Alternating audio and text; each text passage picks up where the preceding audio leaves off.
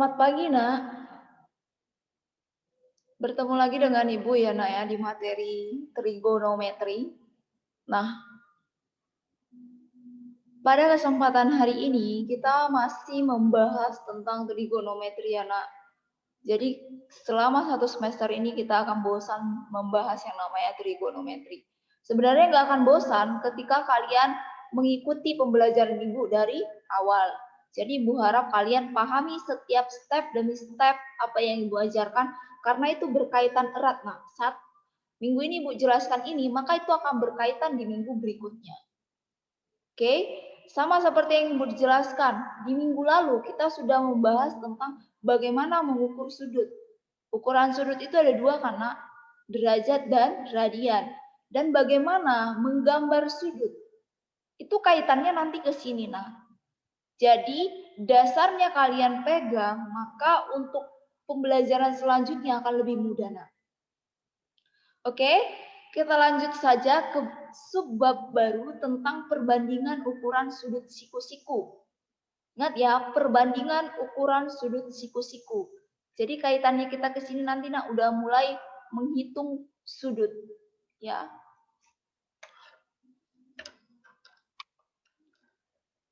Nah, sebelum Ibu jelaskan materi trigonometri, Ibu harap kalian punya referensi lainnya, nak ya. Selain yang Ibu jelaskan ini, kalian juga harus paham apa yang ada di buku paket. Karena yang Ibu jelaskan ini tidak banyak. Jadi untuk menambah pemahaman kalian, kalian boleh bertanya nantinya ya, nak. Oke, kita mulai. Trigonometri. Itu perbandingan trigonometri pada segitiga siku-siku. Jadi kata kuncinya ingat di sini siku-siku dan trigonometri. Tapi sebelumnya, sebelum kita masuk ke poin intinya, kita harus paham dulu, nak. Apa itu trigonometri?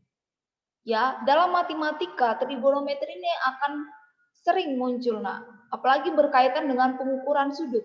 Maka konsep trigonometri yang akan kita gunakan.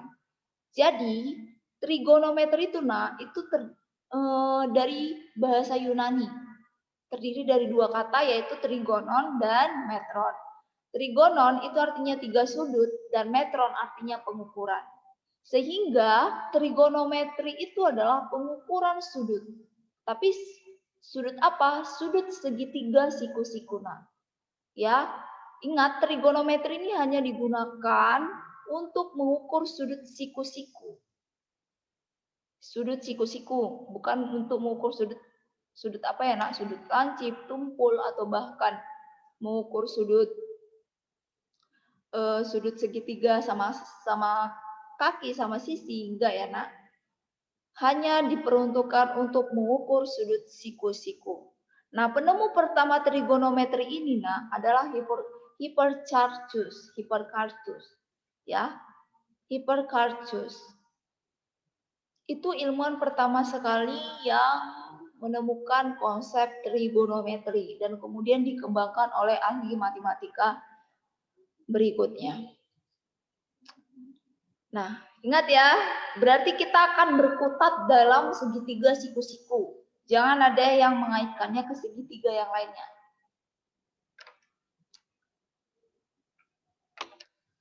Nah, seperti yang Ibu jelaskan tadi, kita akan mutlak mempelajari tentang segitiga siku-siku.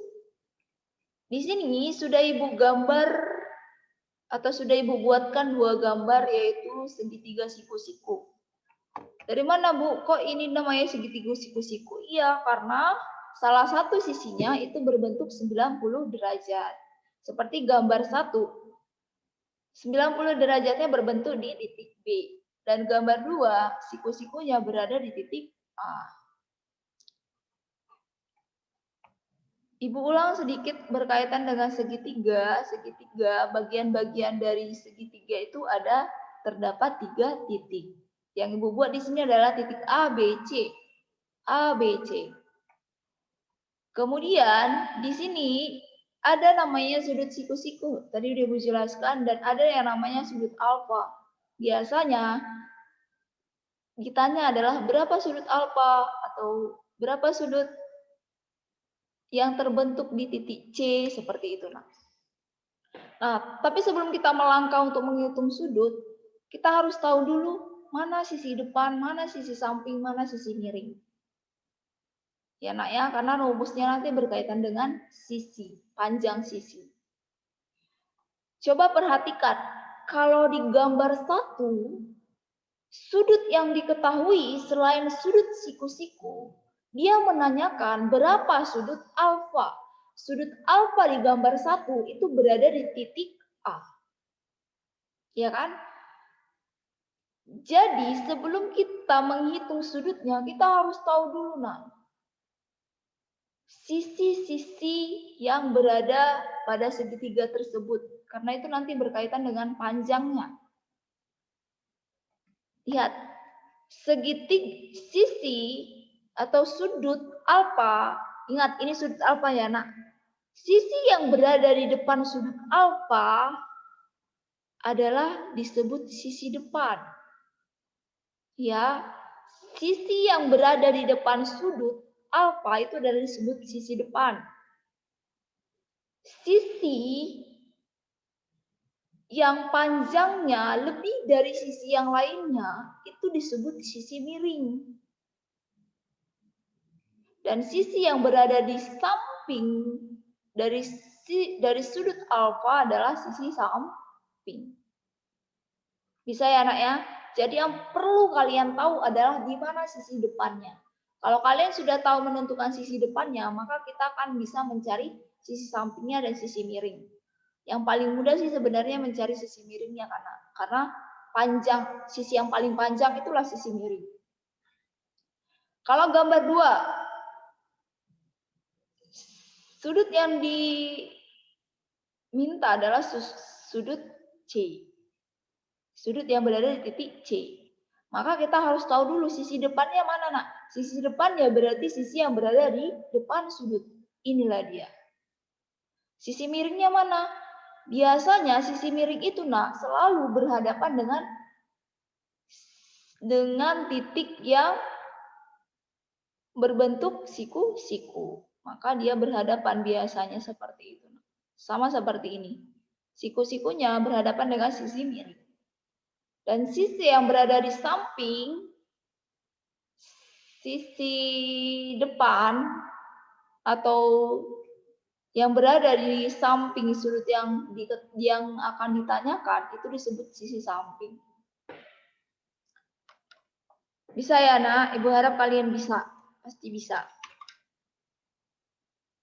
Nah, kalau kita mau menghitung sudut, nah, kita harus tahu dulu panjang sisi-sisi segitiga tersebut. Kalau kita tidak tahu berapa panjangnya, maka kita tidak akan bisa menemukan berapa sudut yang terbentuk. Nah, minimal kita harus mengetahui 2 panjang sisinya. Ya, minimal 2 sisi yang harus kita ketahui. Nah, kalau misalnya sudah diketahui 2 sisinya, tapi kan Bu, sisi segitiga ada 3, berarti kita bisa mencari sisi lainnya atau sisi ketiganya menggunakan yang namanya rumus Pitagoras. Ibu yakin rumus Pitagoras ini kalian sudah pernah pelajari di SMP ya nak? Ya, Pitagoras ini kan digunakan untuk segitiga siku-siku karena ya segitiga siku-siku juga. Maka untuk menghitung sudutnya kita harus tahu dulu berapa panjangnya, panjang setiap sisi. Perhatikan, panjang sisi A ke C atau yang disebut sisi miring, ibu misalkan panjangnya B, ya, B. Dan panjang sisi tegak C ke B atau ibu misalkan di sini A, ya. Dan A ke B atau disebut sisi mendatar atau sisi samping disebut C. Ini hanya pemisalan aja ya, nak. Enggak mutlak ini angkanya atau hurufnya. Ini hanya pemisalan. Bisa aja hurufnya X, Y, Z, M, N, O bisa aja. Ini hanya pemisalan saja. Sehingga bentuk umum dari Pitagoras itu adalah sisi miring kuadrat sama dengan sisi depan kuadrat ditambah sisi samping kuadrat. Kenapa? Begini rumusnya, Bu. Karena ahli yang menemukan rumus Pitagoras ini berkesimpulan bahwa sisi miring itu, panjang sisi miring dikuadratkan, itu akan sama jumlahnya dengan hasil penjumlahan sisi lainnya ketika dikuadratkan. Ya, bisa ya. Maka sisi miring itu akan selalu lebih panjang dari sisi yang lainnya. Dari rumus ini kita bisa menyederhanakan bahwa B sama dengan akar A kuadrat tambah C kuadrat. Kenapa harus disederhanakan, Bu? Karena kita mau mencari nilai B-nya aja, nak. Bukan B kuadrat. Jadi kita harus menyederhanakan. Nah, pertanyaannya kembali adalah, apakah rumus ini hanya bisa digunakan untuk mencari sisi miring saja? Tidak ya, nak. Rumus ini bisa kita gunakan untuk mencari sisi depan. Bisa juga kita gunakan untuk mencari sisi samping. Tapi gunakan formula yang berbeda. Jangan cari sisi samping menggunakan rumus yang di atas ini. Tapi gunakan rumus yang ini. Bisa? Oke. Nah, dari ini, nak, coba Ibu tanya. Sisi depannya berada di mana? Di A. Sisi miringnya di B, sisi sampingnya berada di C. Dari mana Ibu tahu? Dari sini. Diketahui sudutnya di A, titik A. Maka akan mudah menemukan sisi-sisinya. Nah, langsung kita sambungkan ke rumusnya. Nah, perbandingan sisi segitiga. Umumnya, sudut yang diminta pada segitiga atau sudut yang terbentuk itu umumnya 3. Nah, ada sin, cos, tangen. Tapi diperluas lagi menjadi 6 sudut. Tapi yang paling penting sih kalian harus pahami dulu sin, cos, tangen. Nah, karena yang ketiga ini adalah kebalikan dari ini. Nah, apa rumus sin alfa? Sin alfa itu adalah depan per miring. Depan per miring seperti ini. Nah, depan per miring berarti A per B. Cos alfa samping per miring. Kalau Ibu misalkan berarti samping per miring C per B. Tangen alfa depan per samping. Nah, kosekan alfa itu rumusnya kebalikan dari sin. Nah, kalau sin kan depan per miring, berarti kosekan itu miring per depan. Sekan alfa itu miring per samping, kebalikan dari cos. Kotangen alfa itu kebalikan dari tangen, samping per depan. Agar kalian mudah, nak, mengingat ini, kalian singkat saja, nak, ambil kata depannya. Sin rumusnya demi. Cos rumusnya sami. Tangen rumusnya desa. Jadi rumusnya demi, sami, desa. Sin, cos, tangen. Rumusnya apa? Demi, sami, desa. Sin, demi. Demi depan per miring. Cos, sami, samping per miring. Tangen, desa, depan per samping. Kalau sudah paham ini, maka akan mudah mengingat kosek, sekan, kotangen, itu kebalikan dari yang ketiga sudut ini. Nah, langsung kita ke contoh soal. Contoh 1. Diketahui segitiga dengan panjang sebagai berikut. Tentukanlah keenam sudut tersebut. Nah, ini sudah diketahui segitiga siku-siku. Ya. Kalau dia sudah segitiga siku-siku, maka kita bisa menentukan sudutnya. Tapi sebelum itu, nak, sebelum kalian gegabah atau langsung cus ke rumusnya, perhatikan dulu, nak. Apakah panjang setiap sisinya sudah diketahui? Kalau belum diketahui, maka kita harus cari dulu panjang sisinya. Lihat, sisi tegaknya atau A ke C itu 3. Sisi mendatarnya A ke B itu ada 4. C ke B atau sisi miringnya tidak diketahui. Maka kita belum bisa menentukan sudut yang terbentuk kalau salah satu sisinya tidak diketahui. Nah, bagaimana caranya? Maka kita gunakan yang namanya konsep Pitagoras atau rumus Pitagoras. Nah, inilah kaitannya, nak. Antara trigonometri dengan Pitagoras itu berkaitan erat. Kenapa? Pitagoras untuk untuk mencari panjang sisinya, trigonometri untuk mencari sudut yang terbentuk. Langsung saja. Yang diketahui kan AC, nak. AC, sisi mendatar 3, AB, itu 4. Berarti yang ditanya adalah BC, sisi miring. Maka kalau sisi miring, kita menggunakan rumus penjumlahan. Karena sisi miring. Ya, sisi miring, maka kita gunakan rumus penjumlahan. Seperti yang tadi. Kita sederhanakan karena kita mau mencari B. B sama dengan akar A kuadrat tambah C kuadrat. B ini adalah panjang BC. Yang diketahui, yang ditanya. AC, A itu adalah AC. AC-nya mana? AC-nya adalah ini, 3. C itu adalah AB. Itu sembarang aja ya, nak. Bebas aja kalian. Mau kalian buat di sini AB, mau kalian buat di sini AC, sama aja hasilnya. Bu, aku mau C-nya itu AC aja. Boleh. Nggak apa-apa, nak. Karena konsepnya penjumlahan, jadi tidak berpengaruh. AC-nya berapa? 3 dikuadratkan. AB-nya berapa? 4 dikuadratkan. Maka 3 kuadrat, 3 kali 3, 9. 4 kuadrat, 4 kali 4, 16. 9 tambah 16 itu hasilnya 25. Nah ingat, ini masih bentuk akar, nak. Akar dari 25 berapa?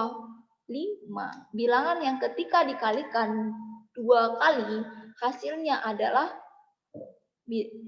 bilangan itu sendiri. Misalkan ini karena 5. Akar 25 adalah 5. Kenapa? Karena 5 kali 5 hasilnya 25. Begitu. Nah, berarti sudah diketahui sisi miringnya 5. Kalau sudah diketahui panjang setiap sisinya, maka kita langsung mencari besar sudut yang terbentuk. Kita lihat. Sin C. Kenapa dibuat sin C? Karena sudut yang diminta adalah sin C. Sudut yang diminta berada di titik C. Kalau misalnya ibu minta lagi di B, berarti rumusnya berubah ya, nak ya. Sin B berubah, karena depannya akan berubah, sampingnya juga akan berubah. Sin C. Tapi sebelum ini kita harus tahu dulu mana sisi depan, mana sisi miring, mana sisi samping. Sudut yang diketahui kan, sudut yang dimintakan nak sudut C kan? Ya kan? Sudut C. Maka sudut yang berada di depan atau sisi yang berada di depan sudut yang ditanya itu adalah sisi depan. Dan sisi yang paling panjang itu adalah sisi miring, dan sisi yang berada di samping dari sudut yang ditanya itu adalah sudut samping atau sisi samping. Langsung saja sin C. Rumus sin C apa tadi? Sin. Rumusnya demi. Berarti depan per miring. Depannya berapa? 4. Miringnya berapa? Miringnya adalah 5. Cos. Cos C berarti samping per miring atau sami.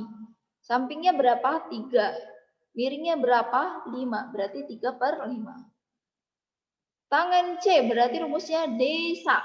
Depan per samping. D berapa?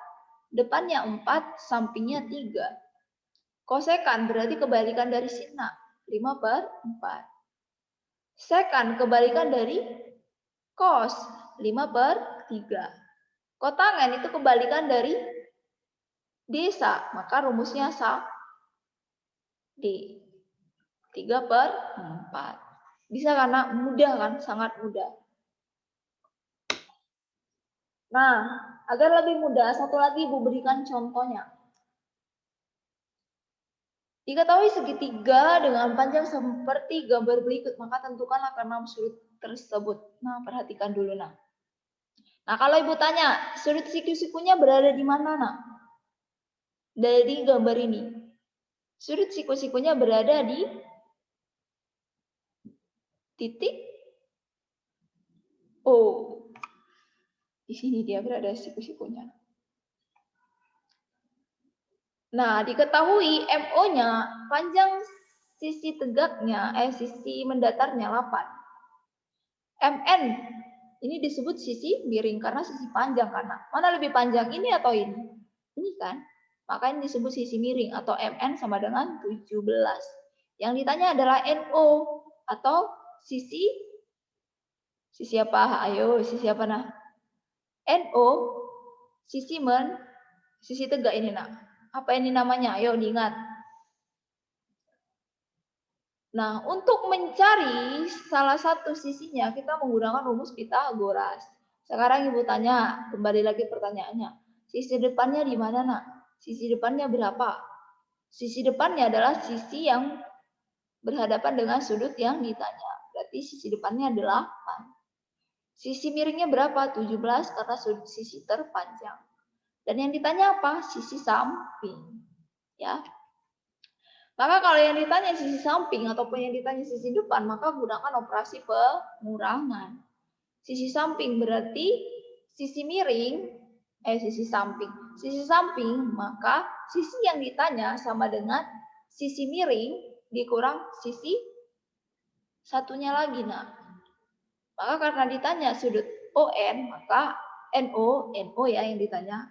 Rumusnya adalah akar sisi miring MN kuadrat dikurang MO kuadrat. MN, sisi miringnya berapa? 17 kuadrat. Sisi depannya berapa? 8. Berarti 17 kuadrat 289. Dan 8 kuadrat itu adalah 64. Kita kurangkan. 289 kurang 64 itu 225. Akar dari 225 adalah 15. Atau 15 kali 15 itu hasilnya 225. 225. Maka sisi sampingnya itu adalah 15. Nah, biar mudah anak ibu sekalian, tulis aja nah. Sisi yang berada di depan sudut yang ditanya itu adalah sisi depan. Sisi yang paling panjang itu adalah sisi miring. Dan sisi yang satunya lagi disebut sisi samping. Maka tinggal kita masukkan ke rumusnya. Nah, sin, apa rumusnya tadi? Demi. Sin N, demi. Berarti depan per miring 8 per 17. Cos, sami 15 per 17. Tangan N berarti D, 8 per 15. Kosekan, mi D, 17 per 8. Sekan N, miring per samping 17 per 15. Dan kotangen itu samping per depan, 15 per 8. Mudah tidak, nak? Mudah kan? Sangat mudah. Maka untuk segala sesuatunya kita harus belajar dari dasarnya dulu, nak. Jangan langsung kerumusin. Kalian bakalan bingung. Kita bahas pelan-pelan. Kita akan belajar pelan-pelan ya, nak ya. Gak apa-apa. Ibu akan mengajarkan kalian pelan-pelan, tapi Ibu harap kalian pahami setiap penjelasan Ibu step by step. Ya, kalau ada pertanyaan, Ibu sangat apa ya, nak ya? Sangat apresiasi. Kalau kalian bertanya berarti kalian connect dengan pembelajaran Ibu. Tapi kalau kalian nggak bertanya terus kalian nggak paham, Ibu yakin ya berarti kalian nggak connect pembelajaran Ibu. Sekian materi dari Ibu tentang perbandingan trigonometri pada segitiga siku-siku. Ibu simpulkan kembali yang perlu kalian pahami adalah mana sisi depan, mana sisi samping, mana sisi miring. Kemudian kalian harus pahami apa itu namanya rumus Pitagoras. Ya, B kuadrat sama dengan A kuadrat tambah C kuadrat. Dan kalian juga harus paham apa itu rumus sin. Ya, sin tadi rumusnya apa, Pak? Demi. Begitu, nah. Kalian harus paham dulu itu, baru kita akan ke materi yang agak sulit. Ya. Sekian nak penjelasan dari Ibu. Terima kasih dan tetap semangat dan selamat belajar.